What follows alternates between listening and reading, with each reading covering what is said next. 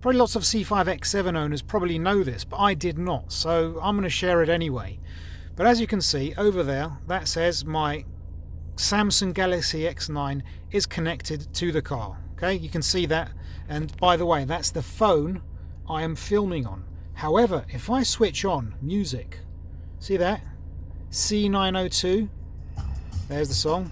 Got to stop because of YouTube copyright claims, but this is this phone. Okay, this is an old feature phone, doesn't matter, but it's connected to both at the same time. This is great, especially for example in my case, my missus likes to hear her music and I have to have my phone connected so I can answer calls because obviously I am the driver. How might you connect that second device, you might wonder? Well, you just press menu either here or, focus please, on the steering wheel. Menu. That will come up, then navigate. You can use either the cursor thing here or the scroll wheel on top of the steering wheel. I prefer the cursor thing, so yeah. Go there, Bluetooth configurations, connect, disconnect, and equipment. Telephone function, audio stream function. So I want the other phone to be audio streaming, so go there and I select it.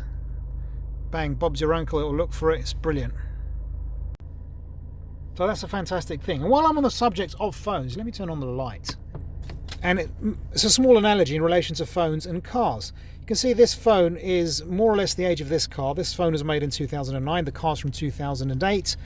And look at it. It was fantastically compact. This fits anywhere. It can fit in here, but you already know that. It fits down here, which is unbelievable. And I can close that and swallow it up. It can fit into the ashtray. It can fit here into this useless cubby back here perfectly, and I can actually use the gear stick without hitting it, which is great. And it's got battery that never ends. It's fantastic. This phone would last days on a charge. I was forced to use this phone for yesterday for quite some time because the phone, I'm pointing at it, the Galaxy S9 had some trouble, so I was forced to use my old feature phone so I could, continue taking calls and messages and etc. It doesn't matter.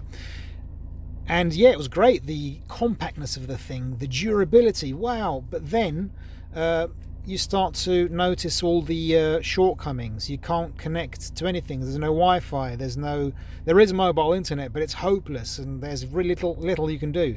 And the analogy is with cars. We've come a long way with them. Our cars, they're more efficient than ever, they're safer than ever, they're smarter than ever.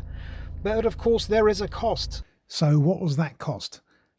If I can quickly go back to phones to use them as an analogy, we now have smartphones with loads of great features, amazing features that we just can't live without. But we gave up compactness. Now we've got these massive 6.8 inches that hardly fit in our pocket, and battery life. It's sometimes tough to make it through the day on a single charge. Cars are the same. Cars have gotten more complex. They're more dependent on software. You can't really fix a car anymore yourself. You really have to take it to a dealer with a fancy scan tool and the proper software, etc.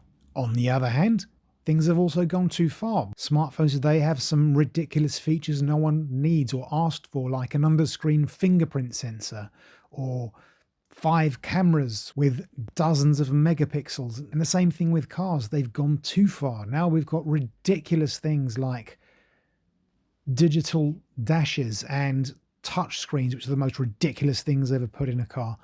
So yeah, it's gone too far. That's just one of the reasons why I like this car so much. It's sort of like peak car. It's got those amenities I like the Bluetooth streaming and phone functions, cruise control and speed limiter and all those fancy little extras that these cars get you, but it's not stupidly complex. So yeah, that's my opinion. I don't know what you think. Feel free to leave them in the comments below. And yeah, that's all for this video. See you in the next one, and I bid you farewell.